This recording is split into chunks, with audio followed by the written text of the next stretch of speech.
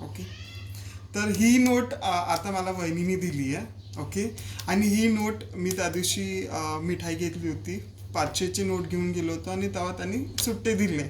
Okay, तर आता ही note असली या कुठली नोट असली कुठली नोट नकली, आता हे बघून घ्यायचं. राईट, आता मी जस्ट एक फ्रूट शॉपकडे गेलो होतो आणि तेव्हा मी ही वाली नोट दिली, तेव्हा तो बोलला की अरे ही तर नोट नकली आहे.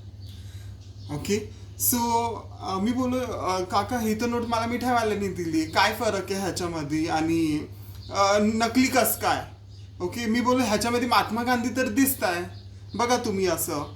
सो ते बोलले की सी, असली नकलीचा फरक तेव्हा कळतो.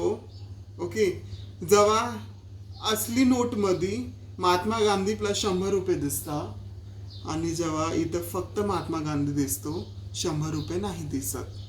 आणि तू पेपर पण चेक कर, हे बघ किती स्मूथ पेपर आहे आणि हे किती कडक पेपर आहे. सो हे डिफरन्स आहे. माइट बी आपण कसं असतो की अंधविश्वास करतो, पैसे घेतो घाई गडबडनी, तर माझी सेम सिच्युएशन झाली होती.